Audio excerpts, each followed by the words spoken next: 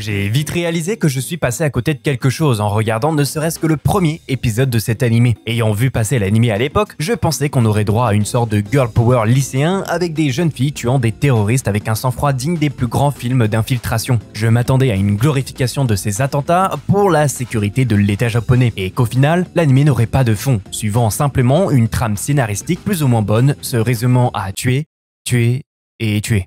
Mais je me suis trompé. Car dès la première minute de l'animé, on voit que la direction artistique est poussée, que ce soit au niveau des plans, des scènes plutôt atypiques et bien exécutées, ou encore du caractère design bien maîtrisé, permettant de savoir qui sera le personnage principal sans même qu'elle ait dit un seul mot. On a l'impression d'entrer dans un monde où tout a déjà commencé et où de nombreuses découvertes nous attendent. Au final, on n'est que de passage pour suivre des personnages déjà remplis de complexité et de mystères qui nous restent à découvrir. On ne nous laisse pas le temps de respirer et on est comme aspiré par l'histoire une minute après avoir appuyé sur ce fameux bouton play. Il est peut-être temps de vous dire le nom de cet animé, il se nomme bien évidemment Licorice Recoil.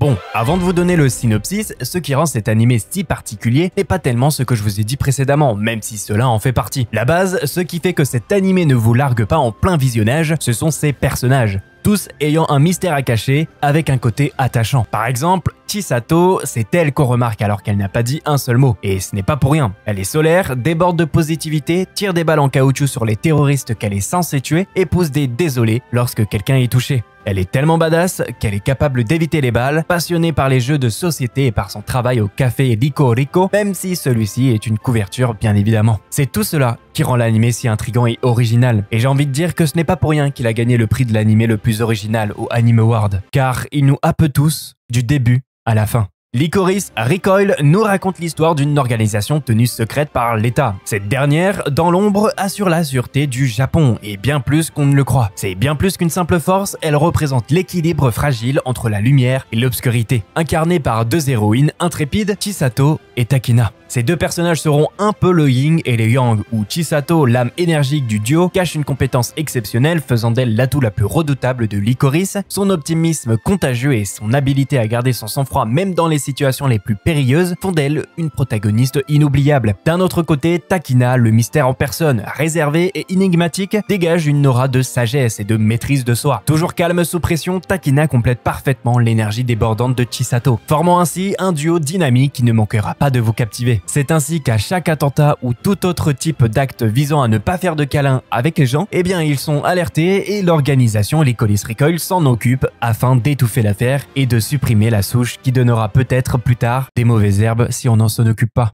Le hic, c'est que Chisato n'est pas directement reliée à l'organisation, car elle fait trop de choses à sa façon, ce qui ne plaît pas trop à l'organisation. Mais elle est tellement forte qu'ils n'ont d'autre choix que de la laisser faire. C'est ainsi qu'après une mission où Takina n'a pas écouté les ordres, elle se fait renvoyer dans la branche là où Chisato est. À partir de là, tout commence entre doute, action, dilemme et psychologie. L'anime n'a pas dit son dernier mot. Ce qu'il faut savoir, c'est que le cœur de la série, c'est la relation entre Chisato et Takina, qui est très humaine. Il suffit de voir la fin de l'opening avec le coup de pied au cul, ça rend la relation très harmonieuse et très belle. Comme on dit, qui s'aime bien, châtie bien. Tous les personnages du café, comme dit précédemment, sont cool, même s'il y a un petit côté cliché dans tout ça, et tout l'animé est une sorte d'oxymore en partant du café chill avec des jeux de société qui, au final, cachent en fait une branche de l'organisation secrète qui tue des terroristes pour le bien du pays, jusqu'au méchant principal entre guillemets de la série qui n'est pas un méchant pour être un méchant, c'est pas binaire, il n'y a pas de méchant et de gentil, il a une valeur qui remet en cause tout sens de l'organisation. Qui sont les gentils, qui sont les méchants? Et ça se sent que cet animé n'est pas une adaptation, mais qu'il a été écrit et conçu pour faire 12 épisodes. Et ça,